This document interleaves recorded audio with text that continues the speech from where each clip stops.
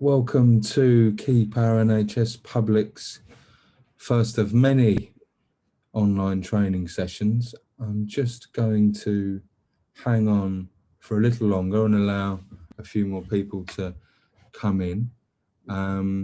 This one is called How to Save the NHS, working with the press, and we'll be doing ones on social media and all kinds of other elements to our campaigning work very soon. This evening it's going to be run not by me, and if those of you who might not know me, my name's Tom. I'm Tom Griffiths, the head of campaigns at Keep Our NHS Public, and we're joined by Mike Scott from Nottinghamshire, Keep Our NHS Public, and Samanth, Wather, our press officer for KONP as well.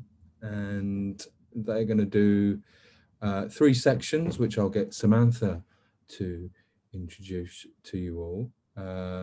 First by Samantha, then Mike Scott, and then Samantha will wrap up again, and there'll be plenty of opportunity for questions as we go.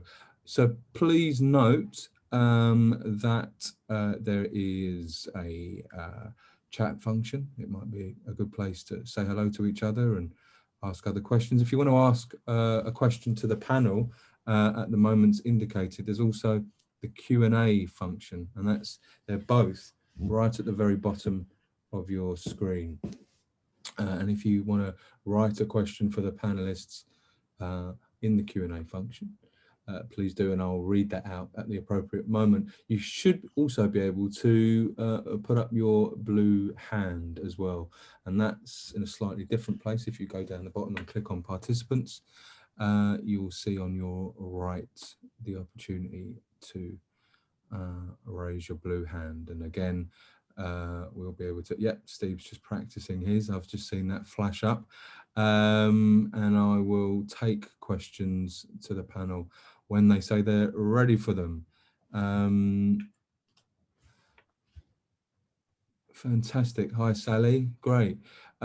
So let's see. I'll just give it another moment or so to see if we get a few more people in. Thank you for all of those of you already here. But we've got about 20 of you of about 40 odd who registered. So if you're all comfy, let's get cracking.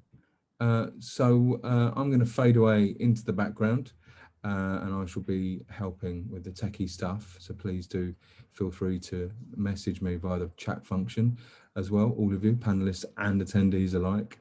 I'm going to be here supporting in the background, but the session is run by Samantha and Mike. So Samantha, over to you.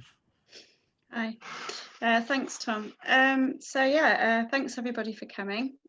And as Tom sort of said, what we're going to do is first off, obviously, start by introducing myself and Mike. Why we're at this session. So what is the point of putting on this session, and how will it help us in our day-to-day campaigning? And then from that, we're going to have 3 main areas. The first area being how to write a successful press release, which is sort of your kind of first point of contact really for journalists locally. And then we're going to go on to, Mike's going to cover how to work with the press in broadcast media interviews, so radio and television. There's some tips there for you. And the final part of the session will be on how to build relationships with your local press. Why am I doing this? Why am I kind of qualified to lead the session, I guess? I've been working for Keep Our NHS Public for about 2.5 years now. Before I worked for the national team, I did but I set up Swindon Keep Our NHS Public. So I have got experience in dealing with the local media as well, which is a bit of a different kettle of fish. So just that I have got experience in the local area. So national and local is a different approach. And I have done obviously both. In terms of national, in the last 2.5 years, I've been responsible for well, I suppose hundreds of different amounts of coverage across national print and broadcast media, including BBC News, Channel 4 News, and contributed to a few kind of like national front pages, etc. So one I'm particularly proud of would be recently the Daily Express, where we got because obviously it's traditionally quite a right-wing paper, but we got a double-page spread in there about NHS staff pay rise, etc.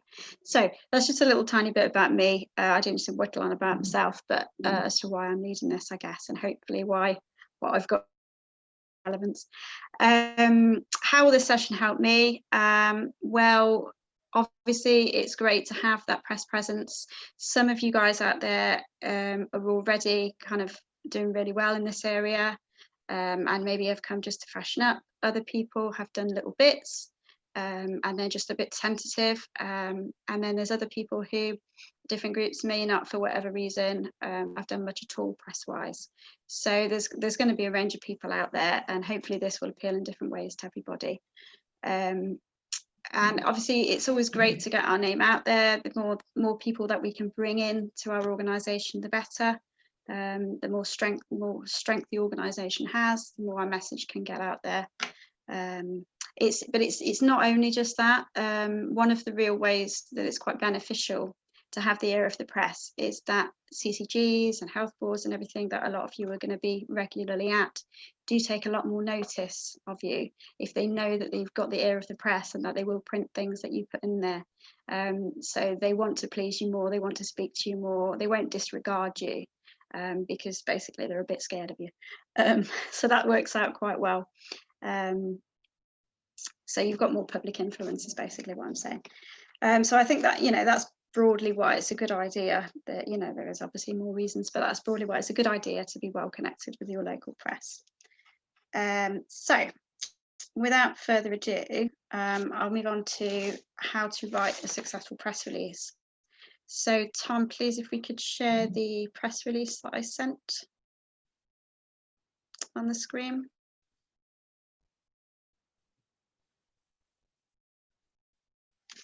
Fantastic, thank you.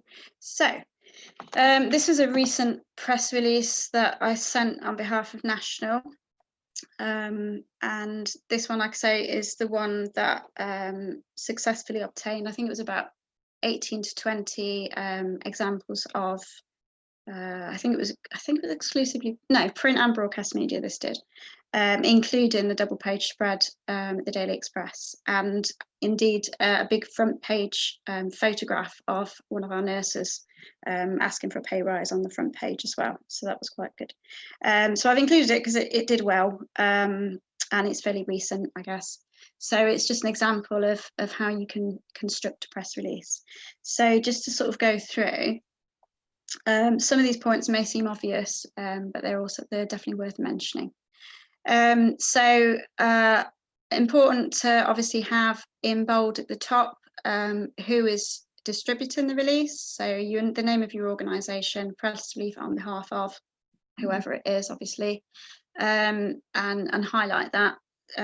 Journalists don't have a lot of time, especially really, I mean, both local and national for perhaps different regions, but certainly local journalists these days don't have much time at all because local press has been massively scaled back, and you'll find there's only a few members of staff often working on your local paper, and they're looking at so many different releases, and they're having to comb through them and decide quite quickly which ones are worthy of attention. So if you can catch their eye straight away with something that's clear and that's bold, then that's the best way. I've put there for immediate use. Now, for immediate use, it normally goes without saying, I would say, on local press releases. We put that down because sometimes with a national release, you have to embargo it because it's pertaining to something else being released, or it's pertaining to the fact that you've given exclusive to a certain paper or a certain journalist, which is far less applicable locally. But it's still good practice to put whether it is embargoed or for immediate. Straight away, you want a nice, clear, succinct title that does what it says on the tin, and that will also go in the email kind of title as well. So, bam, what is it? In this case, NHS workers marched to Downing Street to demand pay justice. Who is it? where are they going, why are they going there, and you've said that all in one title. Okay, so first paragraph basically sets out what is crucially important in any press release to have basically at the beginning, and that is the who, what, the where, the why, the when. So in the first paragraph, your journalist, local or national, wants to know who, what, where, why, and when. Why have I got this? Who is it? What it's about? When's it happening, etc. And you'll see that underlined is a crucial point of the first paragraph as well, is where the people are going to assemble, what time, etc. So if you hold, a local protest, a local event, crucial to have that down there. I would say if, while we're on sort of local events, if you're holding a local event, you want to send it out, I'd say about 3 days beforehand to give them a heads up, to make sure they can schedule, etc. If you send it later than that, chances are you're not going to get it in because of scheduling, they're going to be elsewhere, etc. Can be, it depends how big it is. If it's a big deal, they'll just be there anyway. But if it's a standard protest, I think 3 days is a good shout. I think prior to 3 days as well, they're just going to forget about it. There is that danger, unless it's something really big. So yeah, kind of good rule of thumb there. So yeah, your first paragraph, you'll notice that there are footnotes, which come much later in the notes to editors. We'll explain in a minute. But what you don't want, thank you, Tom. What you don't want is all your notes and everything obviously in the main body of the text, because you don't want to detract from it and or make it longer unnecessarily so. So yeah, you've got your succinct title, you've answered your who, what, where and why. You've highlighted your important dates and elements to your story. There follows then a couple of paragraphs, short, which should be again short and succinct, laying out the reasons why the first paragraph has occurred thus. So why we're going to Downing Street, etc. Why are they marching for pay rise? And so a bit, in this case, and a bit of a background to that. Okay, so it fills it in. And a decent press release should be ideally written in the third person so that your local paper can essentially cut and paste it. This is one of the things you'll find locally quite a lot if you release a lot, and that if you release to a standard whereby it's taken up, is that sometimes it will just almost be cut and paste because it's an easy job for them, but it's great for you because it basically gets exactly what you want down in the paper, like you've basically written it. This has happened to me nationally, and it can definitely happen to you locally. Crucially though, you don't want to be too long. That what you're looking at now is just about the right kind of length of press release, really. At the end of the day, if there is a lot more to say, you can either stick it in the notes to editors and link it somewhere else, or if they're particularly interested in your story, they will come to you anyway for further information if necessary. But you don't want to spell it all out in the press release, because one, they don't want to come to you then and talk to you, because why would they bother? It's all there. And two, you just don't want to give them information overload or bore them. Okay. We come down then to quotes.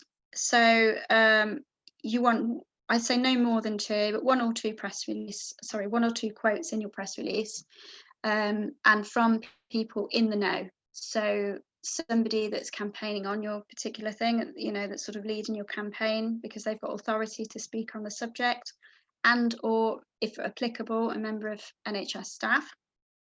And this is where you can add emotion. So whereas the rest of the press release is basically going to be third person, a bit detached, like a newspaper report, pardon me, your quotes is where you want to bung in the emotion and the kind of potential simile or metaphor, etc.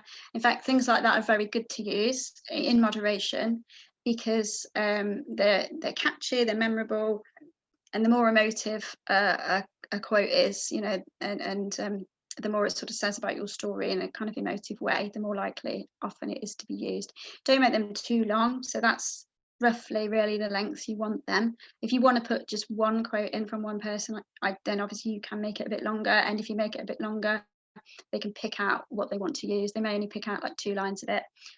But if it's a bit longer, I suppose there is that opportunity for them to use some of it. Because there might only be some of it that they like. So you've got the two people, in this case, in the know and forefront of the campaign that are speaking on this issue, and that's who the press want. They obviously, it's tempting if you're writing this to yourself, just say a spokesperson says, and basically make it that you've done it all. But it is actually far better, if possible, to get a an actual person that's involved, if that's not you, to go on there, even though it's perhaps not as convenient. At the bottom, after quotes, you've got the word ends, just to sort of physically separate that. That's the end of your release then. And underneath then, you've got where to go for further information or comment. And again, that might sound like an obvious point, but there are releases sent out sometimes and they don't have immediately identifiable details of where to go and who to go to. And always try and put at least two, well, probably two methods of contact on there, so an email and a number, and make sure crucially that if you've stuck this out and you know when it's gone out, that you are receptive to that as well. If you're not able to be receptive and available, do put somebody down that is, and obviously brief them as well. So that's an example of a press release. It's not the only way you can do it, but it's a way that I find is good practice and I have had significant success with. So that's that. If we could just summarise, Tom, in the PowerPoint, please.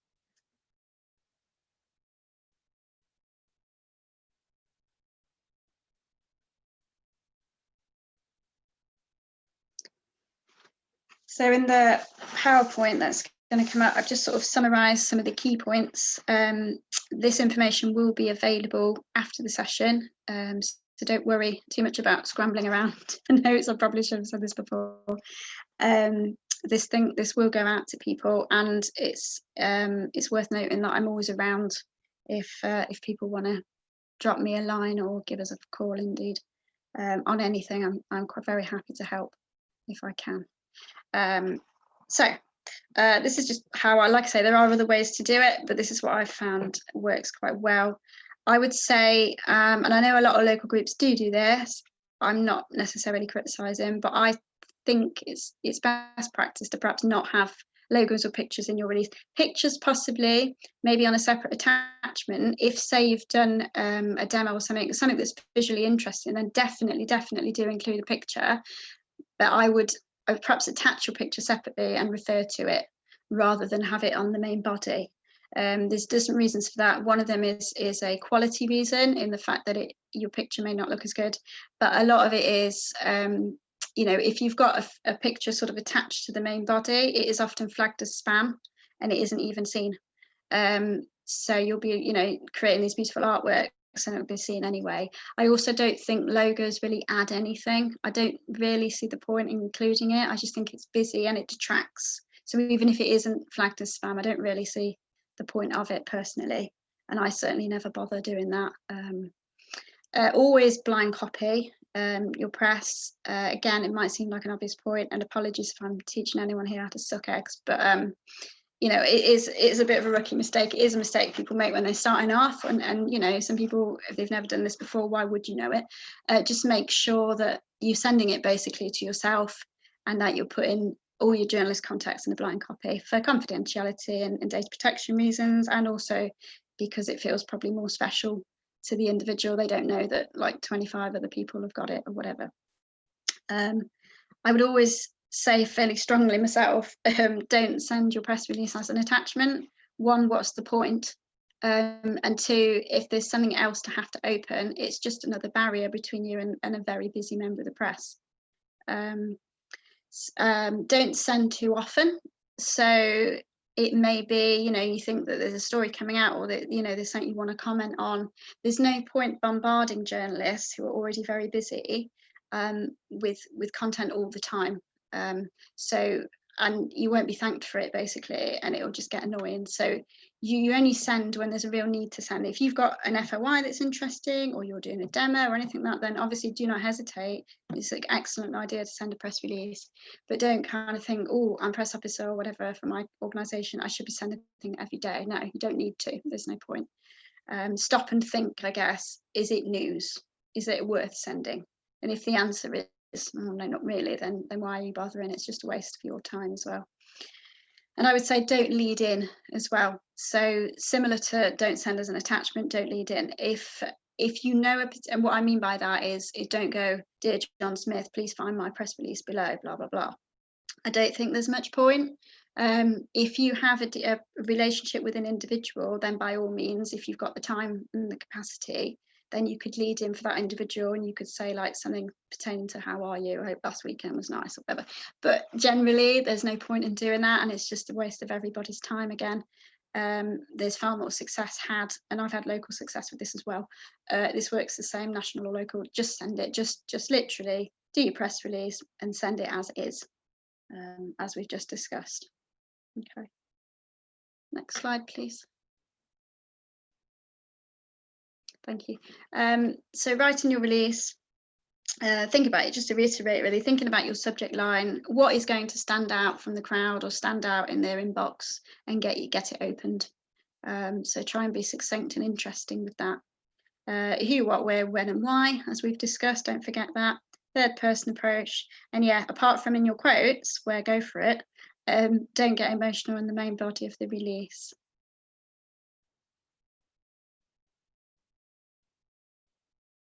Next slide please.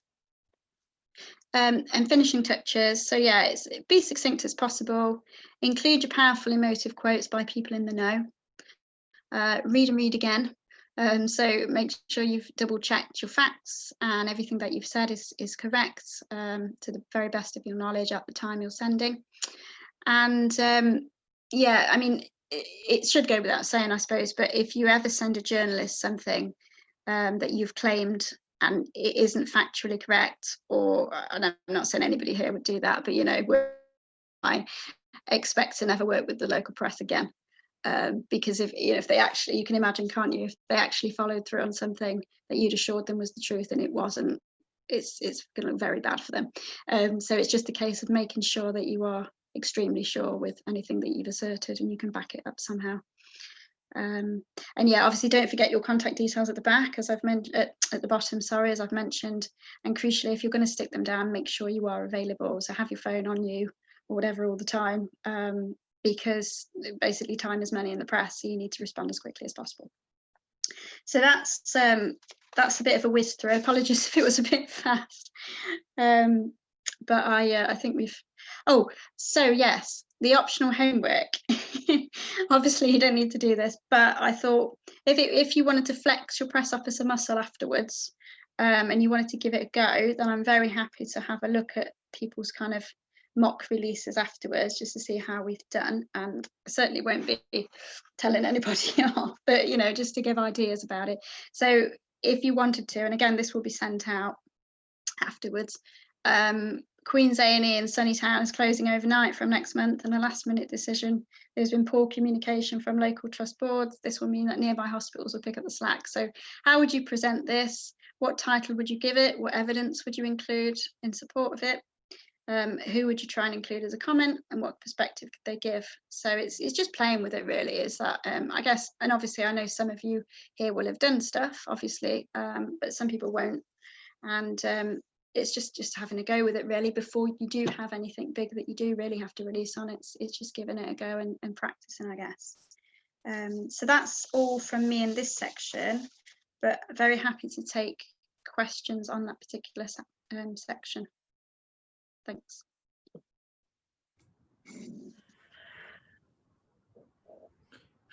I'm just appearing as chair, and I'm just wondering if anyone does have any questions.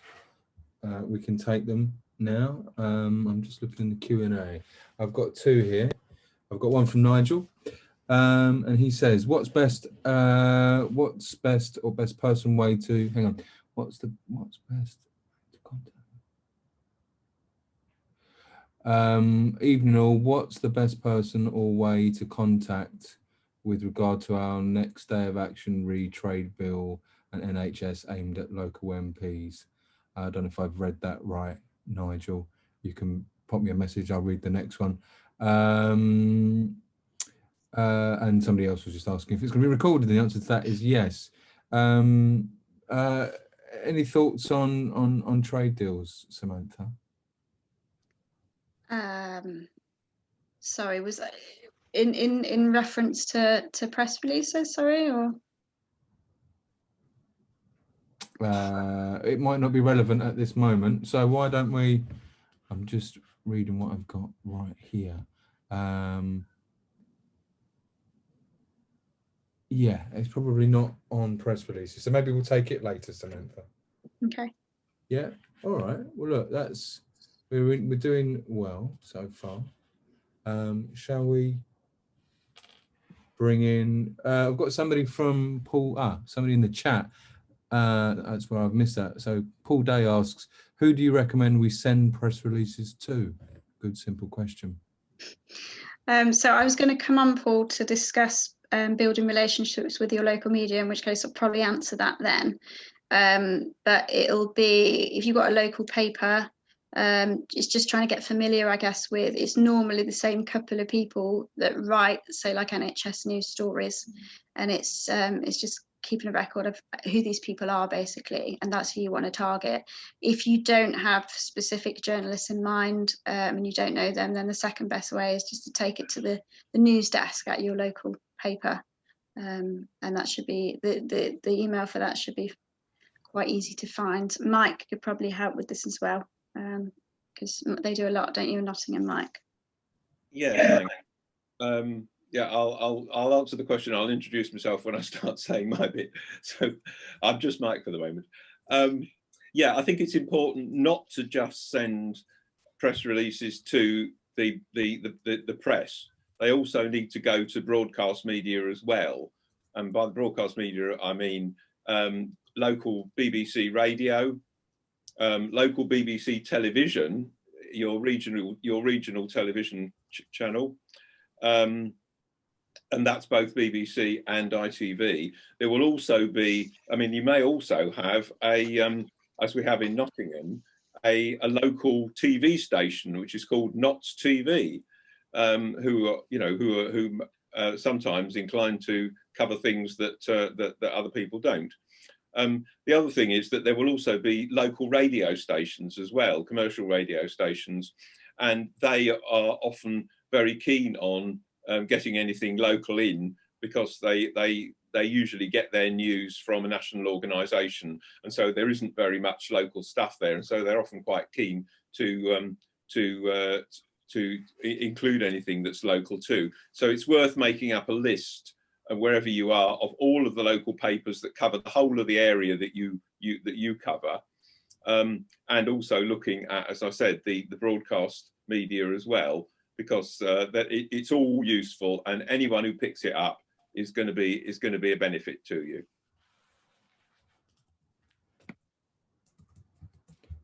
Great. Well, that's about time on that section, so we're doing very well. So shall I now, if you're happy, Samantha, is there anything else you'd like to say to wrap up before I do pass over to Mike for his section? No, I don't think so. I think that section's done. Thank you. Yeah. Okay, Mike, I'll let you introduce yourself and your subject. Over to you. Thanks. It sounds like I'm on Mastermind here.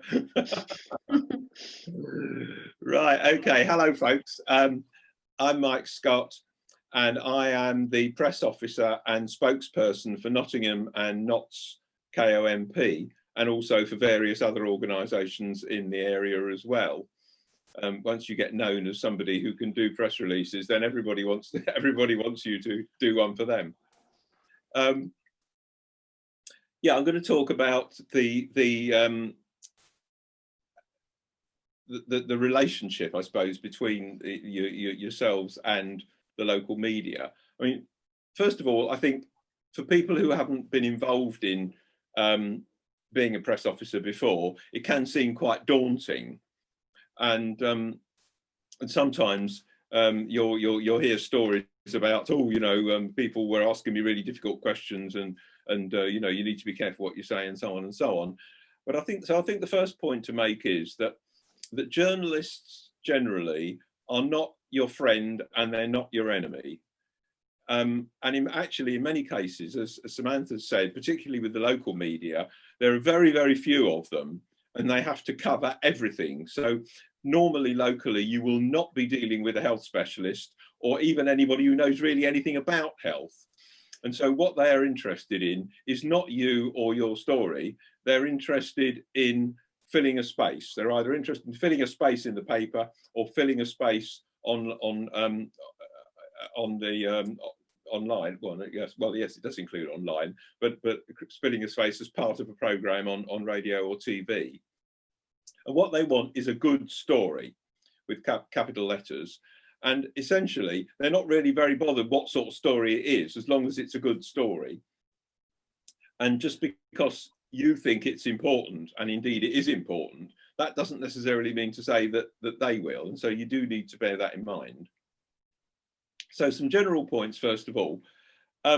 Sometimes you'll be asked to do an interview and you may not feel confident about doing it because of the subject, or you feel that it might rebound on you in some way afterwards. And if you feel that's the case, then just don't do it. You know, people sometimes say all publicity is good publicity, but that's actually not true. Some publicity can be quite bad publicity. So, I mean, for example, a few weeks ago, I was phoned up by a local paper, a journalist from the local paper who I didn't know. And he was obviously doing a story on the fact that the local hospital were cutting back on non-COVID related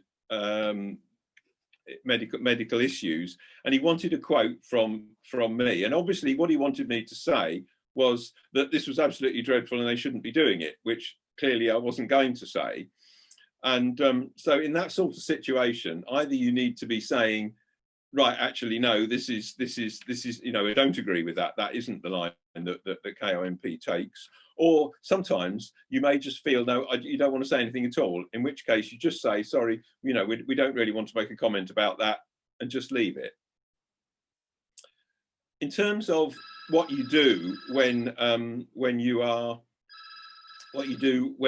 actually involved in an interview, it's important to prepare beforehand. And generally, unless you're very confident, and quite often then as well, you should try and avoid giving interviews of any sort off the cuff. And sometimes this will happen if you get to be known as the press officer for KONP locally and people have got your number, they will ring you up and just say, this so-and-so has happened. And it might be something you didn't know anything about. And what's your comment on it? So you do need to be a bit cautious about that. If you are going to do an interview, then what you need is to have a few main points and get them over. Don't have dozens and dozens of points and try and get them all in, because you know that's really not going to help. You need a few points, and you need to if necessary, repeat them in 2 or 3 different ways during the interview.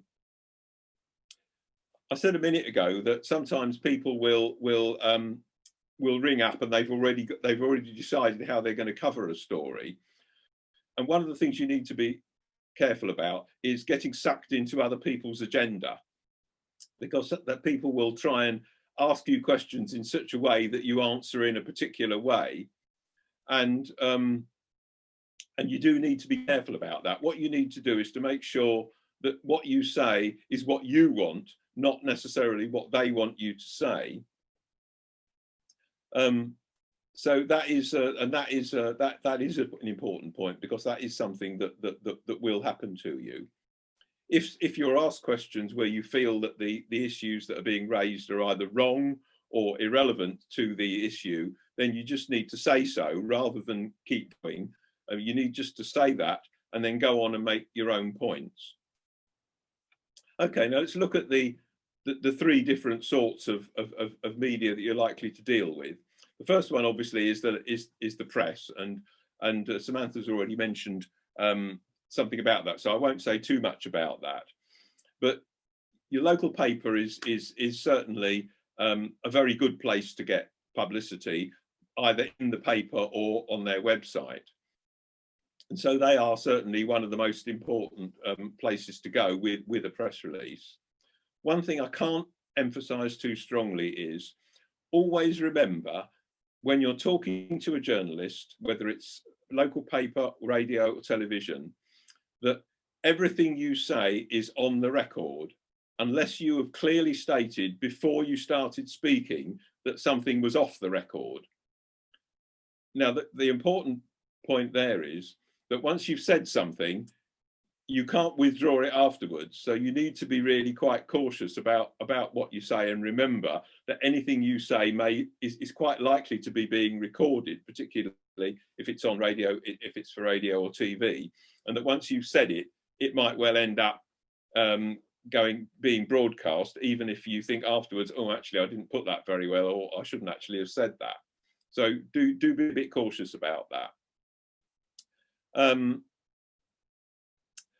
Let me just say, okay. Yeah, I think the other thing I would say about generally about being a press officer is that the more often you do it, the better you'll become.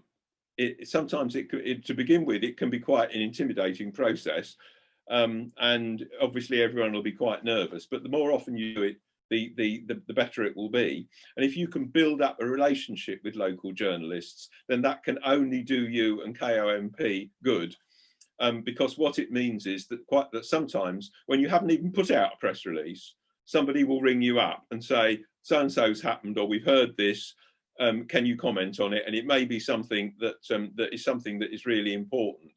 And obviously, if they don't know one person and have one person's contact details, then they're much less likely to do that. Looking now for a moment at radio and the particular issues around radio. The points I was making about press journalism in local papers, and that Samantha said earlier about there being enormous cuts over the last 20 years in the number of journalists, and most local papers exist on a very, very small number of journalists, hardly any of whom are specialists in anything.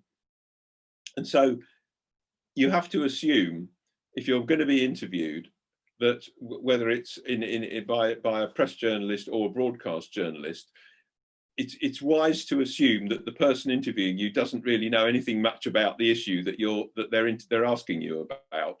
And so you do need to keep your points short and simple. And in some cases, and this amazingly has happened to me, I was a bit taken aback when it happened first. The journalist actually asked me to tell them what questions they should ask me. And of course, that's a really excellent position to be in, because you can say, right, well, these are the main issues. You need to ask this, this, and this. So, I mean, it may not happen too often, but it's nice when it does.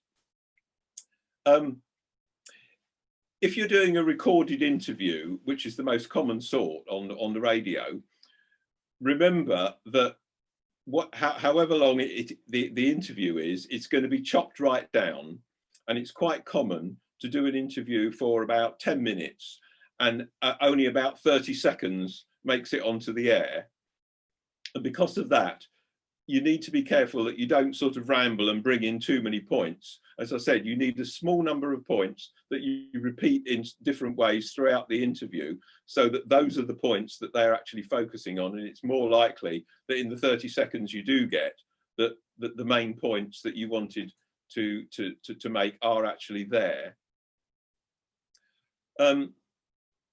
Following on from the interview, you will be asking the journalist, when's this going out? Because normally it will be recorded beforehand, and they'll say, oh, it's going out on such and such a time. And then you listen to it and you think, oh my God, this is absolutely dreadful. I never said that, or that wasn't what I meant, or whatever. And sometimes you will feel that you've been perhaps deliberately misrepresented, and that that what you say has been changed in presented in such a way as to say something different from what you actually meant. If you feel that, well, you're not going to be alone in that, because we've all felt that at a time. But is there any point making a complaint about it? No, there isn't. I wouldn't bother. It simply means you'll be less likely to be interviewed next time. It's just something you have to chalk up to experience and take into account the next time you're interviewed. Once you've actually given your interview, you have no control whatsoever over how it's used, or indeed whether it's used at all. And sometimes you will be given an interview and then actually it won't go out at all for some reason. So, that's unfortunate, but it is true. Another issue that you'll get with radio particularly is that some radio journalists or people who are interviewing you who may not be journalists, sometimes they're DJs doing a drive time program or an early morning program, and they just do interviews as part of, you know, in between putting on records. So sometimes you'll find people who fancy themselves as a star interviewer, and they will adopt quite an aggressive attitude to you right from the start. Now, that's not because they necessarily disagree with what you're saying, but it's simply because they want a story. As I said right at the beginning, this is what journalists are after. They want a story, and they're hoping that you'll lose your temper and give them one. So don't. Try not to, and understand what they're doing and why they're doing it, that they're not actually doing it to make a different point necessarily. They're doing it to try and work you up and get you to say something that you might not otherwise say. So do bear that in mind. So what you need to do as far as possible is keep calm and make your points clearly. If the interviewer insists on asking something irrelevant, then you need to respond to it by saying something like, the real issue we should be discussing is whatever, and then go on to make your own points. Don't get drawn into, as I said earlier, don't get drawn into their agenda if they've got one.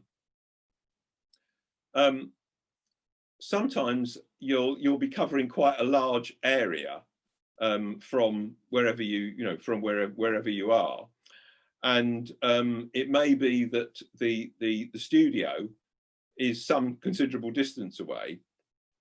If they're saying, can you come to the studio for an interview on such and such a time, and actually you can't because it's too difficult to get there for whatever reason, then that's not a major catastrophe. If you just say to them, no, but I can't get there, but I'm happy to do it on the phone. Normally they're quite happy with that, and they will go along with that.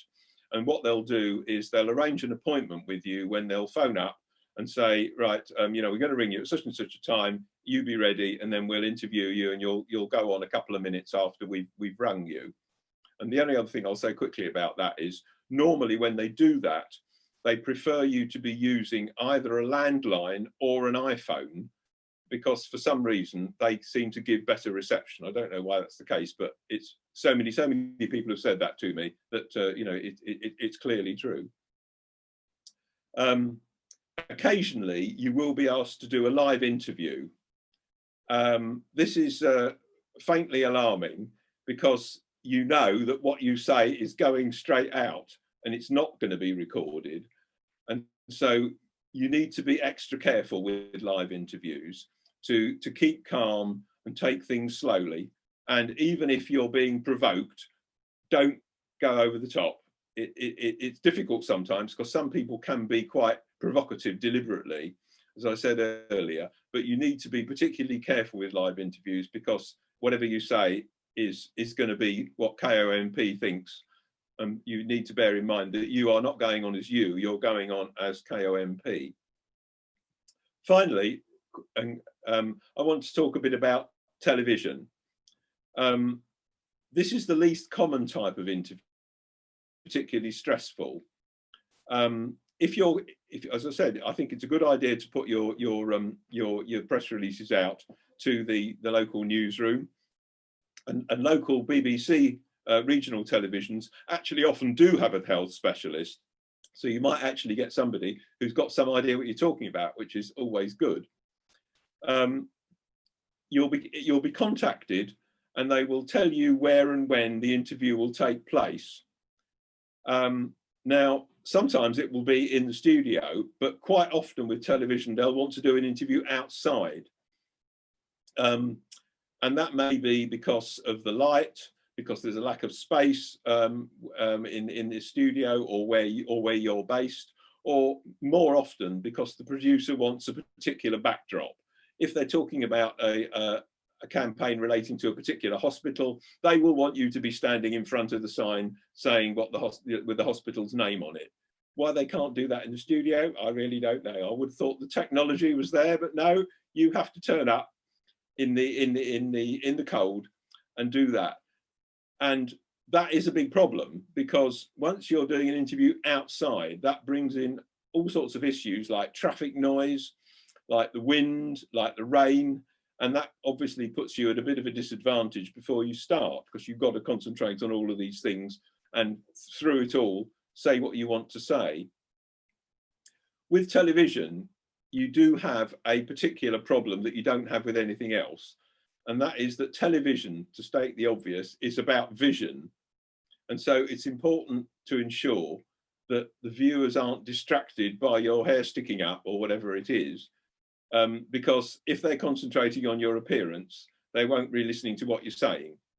Now, you know, that's can be unfortunate, and you know, sometimes you can't do anything about it, but you do need to be careful. You do need to be aware of that, because it is an issue. And, you know, and I think everybody will have seen things, particularly on local news, where you think, oh, you know, look at that person being interviewed there. Oh dear, you know, well, one day that's going to be you. So bear in mind what happens there. The last thing I will say is that what I've said about radio editing applies even more to television editing, and almost all television interviews will be recorded. And so the 30 seconds that you might get from a 10-minute interview on radio would be more like 15 seconds on television. So again, you need to be particularly careful that you are able to get over a small number of points clearly and calmly. So I'll stop there. If there's any questions, we're happy to answer them.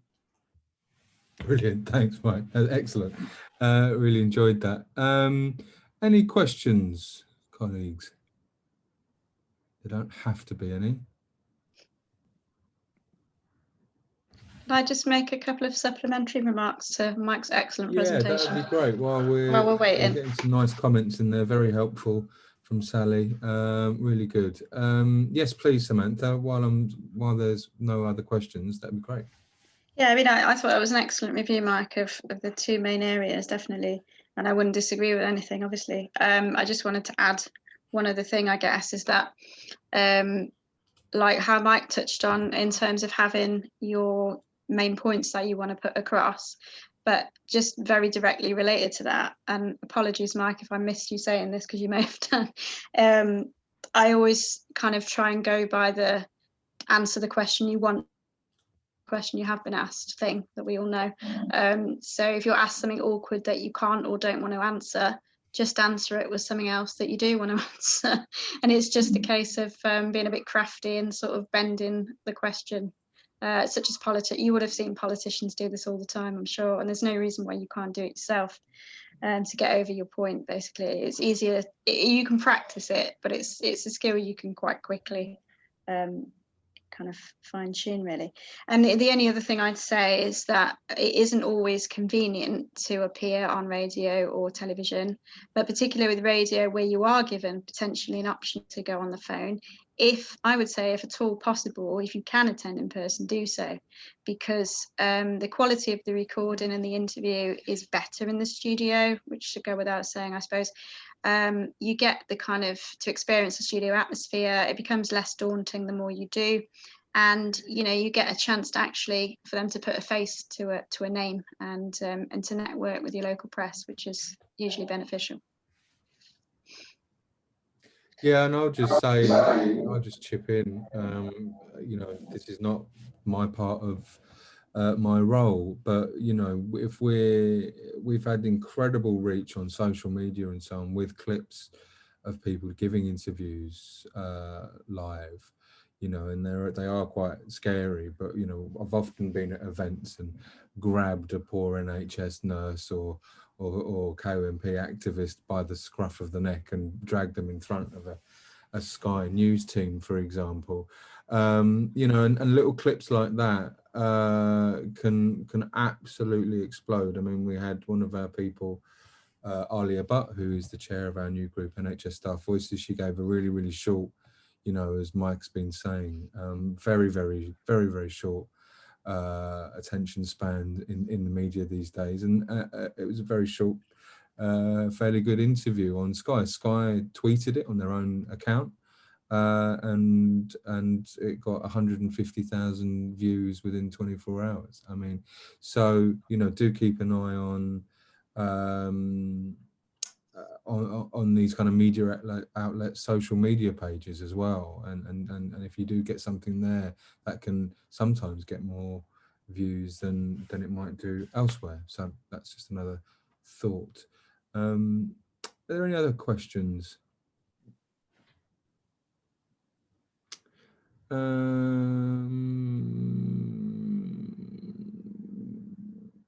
think we should move on. What's this one here from Richard? Can we share the recordings? Richard, I assume you mean the recordings of this session.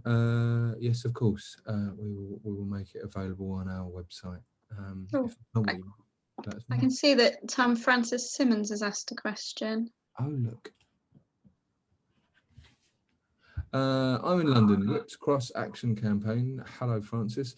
So our local radio TV is either LBC or national. I assume both, but over to you, Samantha and Mike. Who wants to take this? Mike, me or you? Well, I think the more people you can get information out to, the more interviews you do, the better. So I think you're in a different situation from most people in the country. If you've got access to a wider range of journalists because you live in a particular place, take advantage of it. Make sure that you have the contacts, you build up the contacts in all of the different parts of the press and broadcast media. And, the more the merrier. It's, it's very rare that you'll want to give an exclusive to anybody. But most of the time you'll be sending, as Samantha said right at the beginning, you'll be sending stuff out as widely as possible, and the people you send it to won't know where else it's gone. So send it out to anybody who might possibly be interested, even if, it may be that you'll send it out to a small local paper that never prints anything for years. Leave them on your contact list, because one day there might be something that particularly affects their area that they serve, or something that somebody who works there is particularly interested in, and they might suddenly do a story. So more the merrier, I'd say. I would agree with sending widely. My only caveat to that I would put was it depends, especially if you're sending to a national. Don't be sending it too often, I guess, because what I mean by that is make sure that it is genuinely worthy of coverage, and not just important. And as Mike will, I'm sure, agree, important and worthy of coverage, or successful in getting coverage, are not the same thing, however much we like to think they were. So if you can stand back and look at it from a completely separate perspective, and just say, is this something that I would hear in the radio or see in the television locally? And the honest answer is yes, then by all means send it. If it really isn't, but it might be important to you, I wouldn't necessarily bother, because you can send it too often and then they just get fed up of opening it because they think, oh, it's actually not going to be anything worth it. So there's a fine line, basically. It sounds harsh to say that, and the press officer can get shot as a messenger sometimes. When you're saying to colleagues, actually, I'm not going to bother sending this out because it won't go anywhere.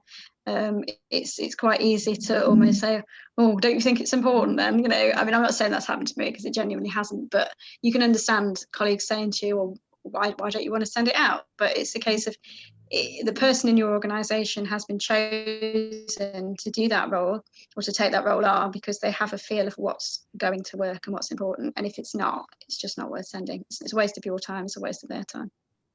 Yeah, I mean, I'd completely agree with that. And one of the more difficult jobs that you will do as a press officer is to say to people, actually, I don't think we ought to send out a press release about this, because, as Samantha said, if you send out a press release about absolutely everything that happens every week, then people will get fed up with it. And if they get fed up with it, then when you send out something that's really, really important, then they may not bother looking at it. So you do need to be selective and only send things out that are a story with a capital S. I think that's really, really helpful, guys. So yes, a large contact list if you can get one that's useful, but quality quality press releases rather than just bombarding them all the time. I think that's really, really good advice. Well, Can I just say before I finish that I will also I'll also make my notes available so they can go out with the other stuff. Great, brilliant stuff. Judith, Lucas, one of our attendees, has put, I think, half a question in the chat. For the complete novice, what is the best way to find? Oh, and then Judith is here. I'm going to allow to talk. Judith, can you speak? I'm just going to unmute you. I think you're going to have to unmute yourself.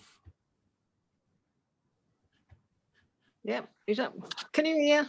Yes, that's great. Hello. Yes, just I'm completely new to all this kind of thing with the press. I'm just the only thing I've done really is social media, Facebook posting of trying to get issues over to people.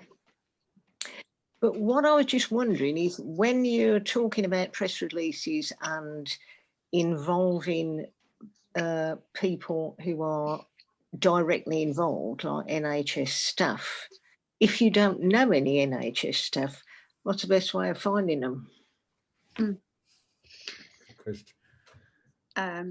Well, that's a tricky one. Certainly in Swindon, we didn't really have any links to NHS staff. Sometimes it's just not possible unless you're going to grow your group substantially prior. And what I was going to come on to in the last section, so I won't go into it in detail now, is how you have to tread very, very carefully involving NHS staff in your media anyway, in terms of releases, because they have to be extremely careful with what they say, because actually their job can be at risk. So it's a bit of a problem area, and I will come on to that. I don't know if you want to add anything at this stage, Mike. Yes, I will. Yeah, I'm a former trade union organiser in the public sector, so I come across this issue very frequently. A lot of employers, I would say the large majority of employers in the public sector, make it a condition of employment that you do not speak to the media about anything to do with your work. And I have seen situations where people have been disciplined, or certainly threatened with being disciplined, for speaking to the media about an issue which their employer wasn't very pleased about. So you do need to be very careful. Often the best way to get in, if you haven't got any contacts directly in the media, is via the local trade unions. So organisations like Unison, Royal College of Nursing, GMB, Unite, whichever are the main unions in your local hospital or local area. If you contact, you'll find the details of your local branches, local health branches, through Google. It's not, it shouldn't be particularly difficult. And if you then contact one of the officers of the union, they can speak and they can get quotes from people, because the people who their representatives are not speaking as individuals, they're speaking as the union, and that gives them protection. So that is a good way round this particular issue. Yeah, excellent. Yes, sorry, Tom, were you going to say something? Yeah, I was just going to chip in. I mean, I was going to chip in with part of the same answer. I definitely, I mean, in your local group campaigning in general, I think it's a really good idea to be building strong links with local trade union branches of health workers anyway. So that might mean that you already have some in that route, some relationships with local hospital staff or a variety of other NHS workers in your area, of course. So that's one thing. Also, do ask us nationally. We do have quite a large network of NHS staff that we do work with quite often. It's going to be patchy, it's going to be hit and miss. We can't promise that we know somebody. I don't know where you're based, Judith.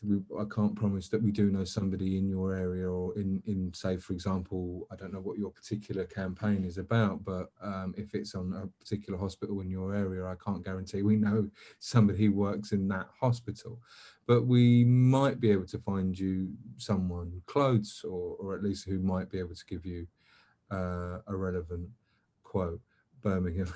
Thanks, Judith. Yeah, you know, and we do know some people in Birmingham, of course, you know, but so there's that is part of the answer. And then the last thought, which I had, which I'm struggling now to remember, unions ask us. My other thought is gone. As soon as it occurs to me, which I thought was going to be brilliant.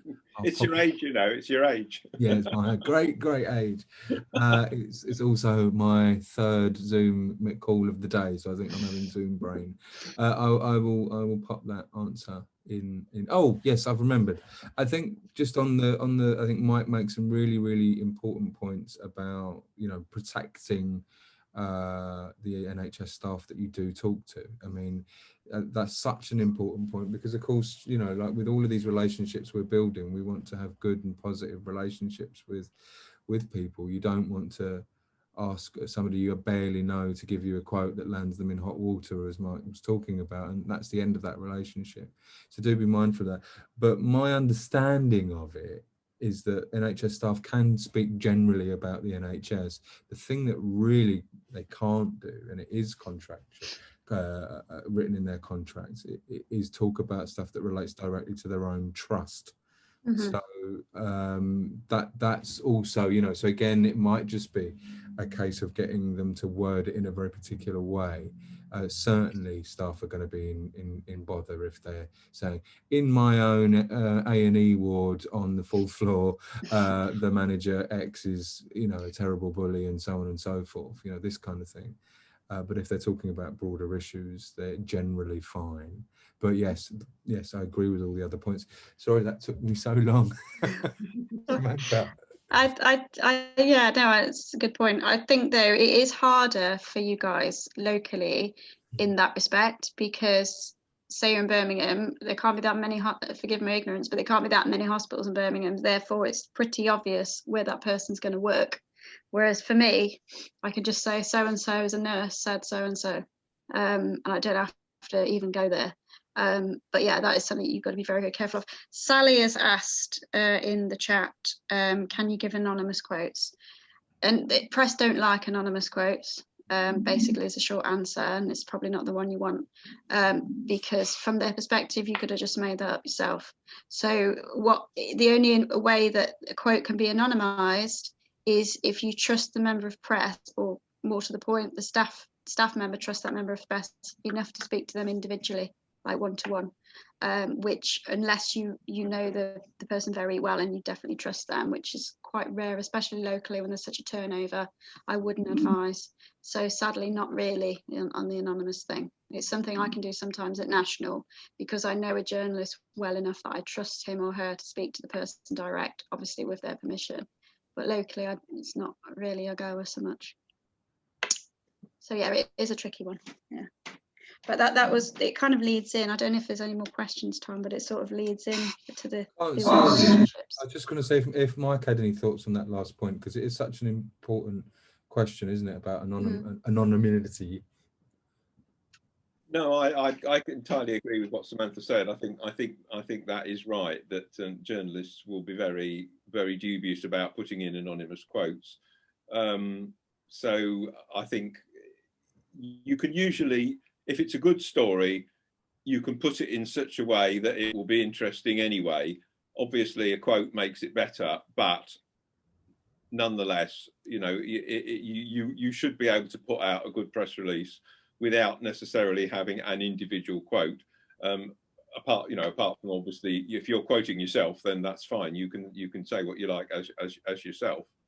And again, if you are, and this will sometimes be the case and sometimes not, if as a press officer you're also the spokesperson for your group, then you can speak as the spokesperson and say my group thinks this or whatever, and that's a way round it to some extent. But obviously, if you can get something from the horse's mouth, then that's the ideal way of doing it. And as I said earlier, that probably the safest for everybody is to go through one or more of the local unions, because they will be able to make quotes and they'll usually be very happy to do so. Again, though, it's the quality, not quantity thing, isn't it? Like, send a quality press release with a good quote. Yeah. Okay. Let's move on to the third part of this, and that's back over to you, Samantha. Thank you. Please could I have the PowerPoint, Tom? So I'm going to talk a bit now about building relationships, and not only with the press, but with people connected to them. So a little bit about the NHS staff issue, which is a bit of a minefield, as we've touched on, and also about forming relationships with communications officers at your local trust or CCG or both. Building relationship with journalists here. You want to identify your relevant contacts, as we sort of, and some of this we will have obviously touched on, but we're just going into a little bit more detail. So as I mentioned very briefly, and Mike obviously mentioned as well, it's identifying who it is at your local paper or your local radio station, television even, who tends to deal with health stories. And although, as Mike correctly said, say like at your local paper, they won't be experts generally in NHS or health matters, they will still generally be on that desk. So it certainly in my experience, and it isn't vast, so Mike might have a different take on it, it tends to be the same sort of person that deals with the same sort of subject areas. So a quick flick through your local paper will kind of identify who that person is, and it's just to try and go as wide as possible, as we've already alluded to, really, when you send out your release across different media. And just don't forget that you are onto a bit of an easier thing locally. That's not to say it's like a doddle, but local press are always interested in stories, and that's, like I say, not to say just put out anything that isn't really one. But if it is a story, it should get printed. I'd be surprised if it wasn't printed. Basically, they've got no business ignoring it if it is a proper story, because they want copy. And as long as you present it correctly and you're a trustworthy source, they should be printing it. So be visible so that you can be, as Mike said again, be called upon because you're somebody or a group that is known of. And if they're looking for health campaigners, they'll know that locally it's your group to go to, and have a way to contact you through social media or whatever if you're not already known to them individually. So have a social media presence. That isn't obviously what this session is about, but it's always handy to do that. Be available and approachable, again an obvious point, but I really do mean this, and it's really important to press it, because you kind of need to be at the end of the phone when it's convenient for them. Now, it isn't necessarily how things should work, but it's how they do. And if you haven't picked that phone up the first time, they may not bother again. They've got so much workload on and so many deadlines that it's really important that you answer the phone or an email. Don't waste time. So there's all yours. So what I mean by this in this circumstance, because it's not about a press release, this is about meeting people and forming relationships. Often you might decide it might be a good idea to sit down with, particularly with print journalists, sit down and have a coffee or something to get to know each other in terms of, oh, can we go back? Sorry. That's it. To go back sorry, to go back to meet them. Long day.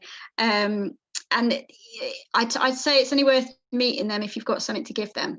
And for a short amount of time. So I'd say make sure you take up no more than half an hour of their time and give them at least one story that they can build upon, because they want something out of it, basically. Time is money, as it is. And if you bring to them a story and their first encounter with you is positive and gives them some copy, chances are they're going to want to meet you again. But like I said, there's no point meeting them unless there is something in it ultimately for both of you. Network. So when you go to these CCG meetings or trust meetings, or board meetings, health scrutiny that I'm sure many of you go to, there will be both, certainly in normal times, a member of the local press there that you can network with in the break and speak to and introduce yourself to, and there will be communications officers for council or for whoever it is that's holding the meeting. Do make yourself known to them. By fairly regularly attending if possible. Do be identifiable. And yeah, basically it puts the wind up them a little bit as well with you being there.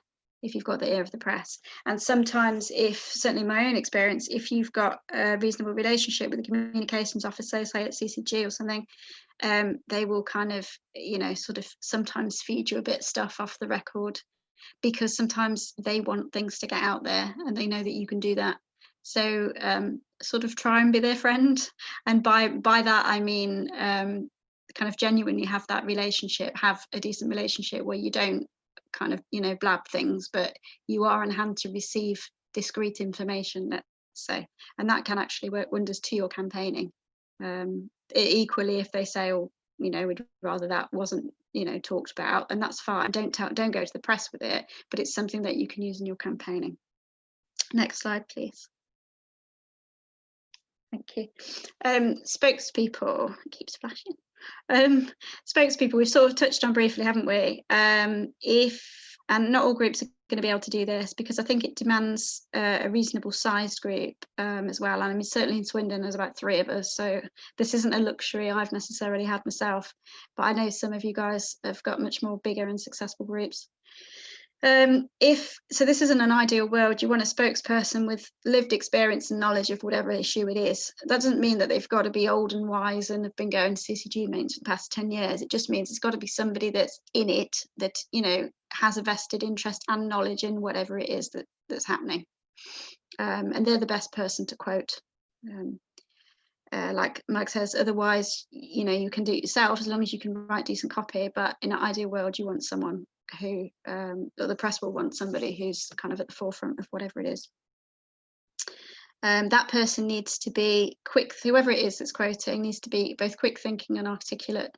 So if they're asked something quickly on the phone, or not even necessarily for broadcast, but if you need to get your press release out in a timely manner, if something cracks off that morning, you need to send it out. It needs someone who's quick thinking and articulate to construct that quote.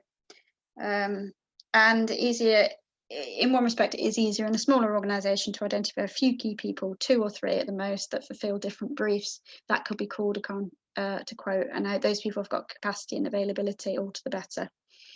And just again to kind of hammer home this point a little bit about maintaining the confidentiality around NHS staff.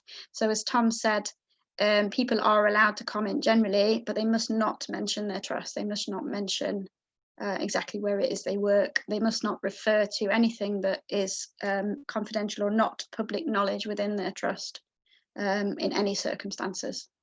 And like I say, locally that is more difficult, because you're obviously working on maybe 1 or 2 hospitals or something.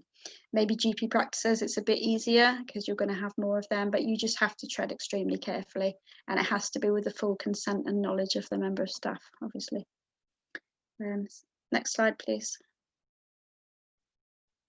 So developing a press list. Retain and store your press contracts. Oh, it keeps flashing. Retain and store your press contacts, phone, email, and the outlet the person works in a centralised and secure way. So it should really only be you, as whoever's press officer, that has access to that, really, because of data protection and other reasons. It doesn't want to leak out to everybody, and certainly don't share it. And by that, I almost mean don't share it with anybody at all. Yes, a lot of the information, not necessarily phone numbers though. Phone numbers are quite private if you have those. Emails can be potentially readily found anyway, but I just think it's best practice not to. We get asked sometimes by individuals and or organisations, oh, can you share your press list? No, because those people have given you those contacts for that specific purpose. So legally there is a grey area, and also just ethically it's not the best thing to do. If somebody is coming to you to ask for you those details, why are they? And is it something that you could just put out on their behalf anyway, if it's in line with your aims and whatever. But certainly I would use it for the purpose in which it was given, and don't share it elsewhere. And at the end of the day, this is a hard-won thing. you've probably built up that yourself over a while, and you've made that relationship, so you can't just pass it on to somebody else. It doesn't work like that. I mean, this is potentially, well, it is, it is appropriate, but you're going to have smaller lists. So categorise your press list into print and broadcast media, because you're going to want to send potentially different things at different times depending on the different outlet. And that would probably become more obvious depending on what you're doing. So if you're doing like a big protest that you in the centre of town that you think is going to get 200 people, by all means go to television as well. And I would say for something like that, go early, because it's quite likely you're going to get decent coverage. But it's just similarly, if it's just like, oh, so and so said this at a CTG meeting, which still may be news, probably not going to go to broadcast. But it's just something that you have to get a feel for, really. But it helps to segregate your lists. Get to know individuals' preferential areas. So this is something that you may be able to do if you end up forming that relationship, if you end up having that coffee and giving the story, for instance. You may know somebody's area of interest, and so they're more likely to run with something in that area. So you might have 5 or 6 people at a local level where you think, oh, so-and-so really likes that, I'll go to them first. And you might only need to go to that one person with it because they'll do something big with it. I mean, again, that's a bit more of a national take, but it's still a relevant thing to kind of pander to somebody's interest.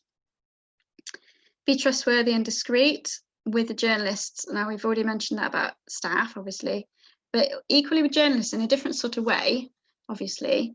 But if they're asking you, for example, to comment on a story, what they will often do is send you embargoed copy. So they'll send you the report that they've written prior to obviously it being printed anywhere, and say for context so that you can read it and add a quote, for instance. They may ask you for a quote. And obviously it's about being discreet with that. So nobody else should see that except you and potentially obviously the person that's providing that quote. But it needs to be very clear that the information isn't to go elsewhere. So yeah, the confidentiality and just being discreet generally is always a good one when you're, and they won't come to you again if you basically send it anywhere else. And it'd be helpful. So even when there's nothing in it for you, and this is something that certainly with the PPE scandal and everything, with the first wave that has happened with National, is that I placed quite a lot of people on broadcast media and gave information about things, and people were coming to me saying, have you got staff to speak on so-and-so? And Keep Our NHS Public wasn't mentioned in those exchanges. But one, the message was very important anyway. It was arguably more important than us because it was about staff dying because of lack of PPE. So it's more important than KONP to get that out. And also it helps crucially build relationships. So if a journalist comes to you on a local level and they say, oh, have you looked into this FOI, or do you know anything about this background or whatever, because you've been to meetings for the last 5 years and they haven't, you may well know something that's really of interest to them, and they may not credit your organisation at that point, but they will remember you. I can guarantee that they will remember that you've given them X, Y and Z and it's been a help, and it's actually maybe clinched their story getting the green light from the editor, that they've managed to publish it largely because of you. And they won't forget that. They'll come back to you next time, or next time if you are doing a demo or whatever and you get in touch with them, one, you'll have their contact and you get in touch with them, the back of their mind, they'll be like, oh, she helped us with so-and-so last time. They're more affable towards you. There's no guarantee, but it's certainly, you scratch my back, I'll scratch yours kind of thing, definitely works with press. So yeah, even if you're not getting anything directly out of it, it's still very much worth helping out. Is there a next slide? I can't remember. Yes, last one. Understanding what works. So remember to consider when and how to pitch a story. So the timing can be very, very important. Always be very timely. So as soon as something comes out, bam, go with it. Don't wait about. Because obviously you wait about, then it's just not relevant anymore. And although it might still be important, it's not timely. There isn't a hook. So go with it when it's most relevant, which may seem obvious, but it's just an important point. And I actually mean the time of day here as well. So the best time to release is probably about 8:30 in the morning, I find, if possible. And so the editors normally, certainly on national, I'm not sure locally, I assume it's probably similar, meet kind of mid-morning-ish to discuss what's going in that day. So you want to get in before that, and you want to be one of the first in the inbox So don't wait till like midday, or definitely don't do it late at night, unless it's obviously something big that's literally just happened, then that's the exception to that rule. But try and go in the morning and try and be timely with it. And oh, I think I've sort of repeated myself. Apologies with that one. Get to know an individual's interest, if possible, over time. I sort of have touched on that. But yeah, if you're obviously piquing their interest, then you've got more chance of something sticking. So that's that section in terms of building relationships, not just with press, but with people to do with press, and touching on a little bit about how to deal with NHS staff. So if anyone's got any questions on that section, or indeed any of it to either of us now, because we are in the last 10 minutes, then please let us know.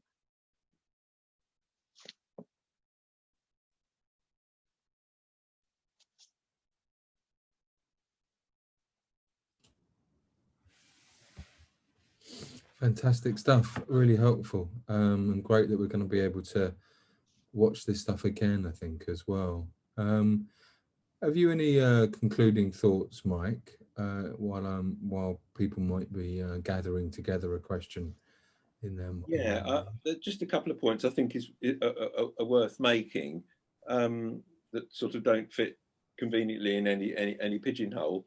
I think if you start to get to a situation where you're putting stuff into the local media, and you're either being interviewed on television or radio, or you're appearing in the local paper or on their website, and it says KONP, then you can use that to try and build relationships, particularly with your local trust. What we've done in Nottingham is we've worked on the basis of the sort of can't think of the word at the moment, but anyway, the fact that we are able to get things in the media fairly frequently, and we now have a regular meeting, or series of regular meetings, with the chief executive of the local hospital trust, which is one of the biggest ones in the country, and that's been very useful, because it means we can put issues to her directly, and she will actually respond. We don't always get the right answer, but the line that we always put is, basically we're all on the same side here, but we may be going about things in a slightly different way.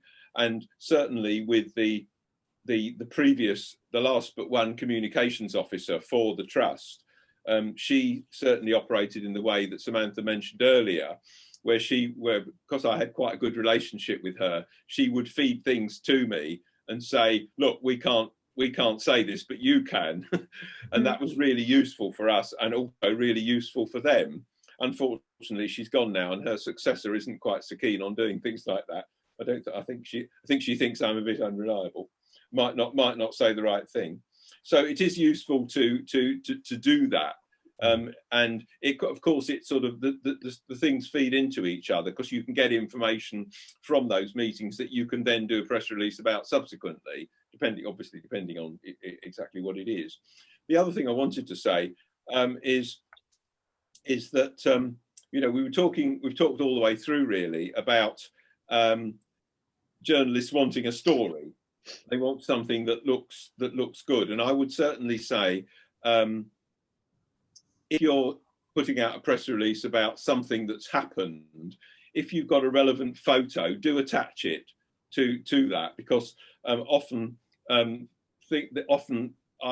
find anyway, some of our local media won't print anything if there isn't a picture to go with it. There are a number of sort of online local media organisations that have grown up over the last few years, and certainly they need pictures, and so it is useful to put them in.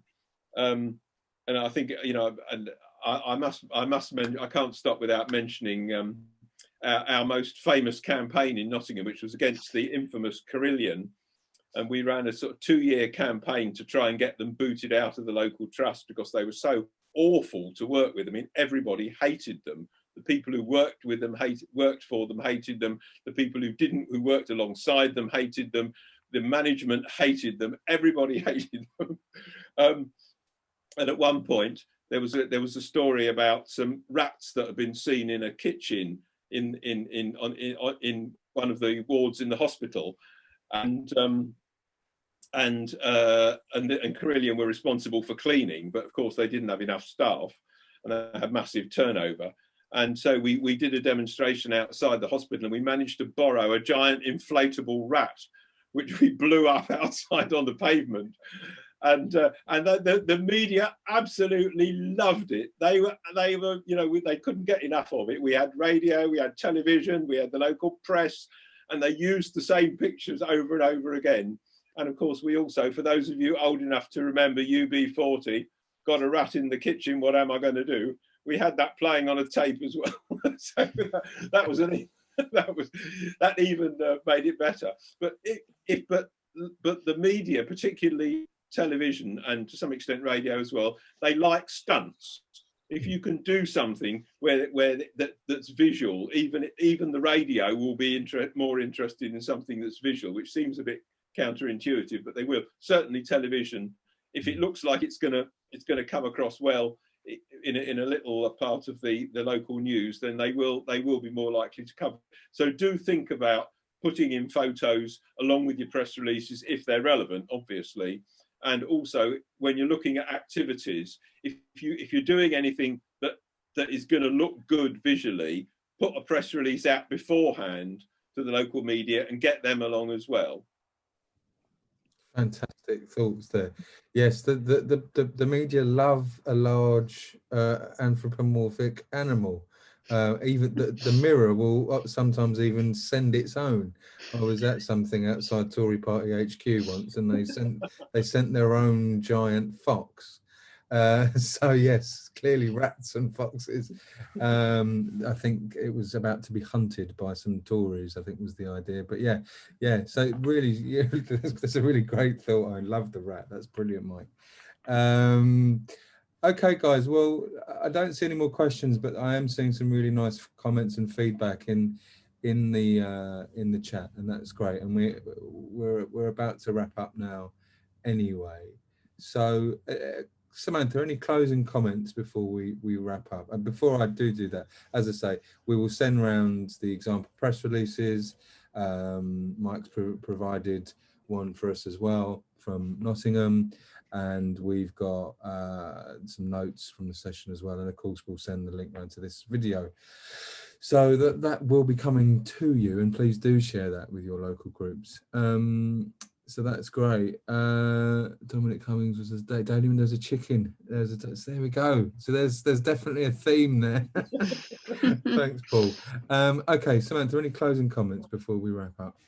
Just to say thanks for coming, and yeah, do share it if you think it's helpful. I hope it has been.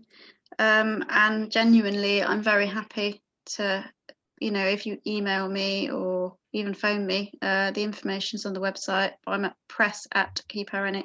If you've got any questions, we will send out supplementary information to people that have joined us tonight.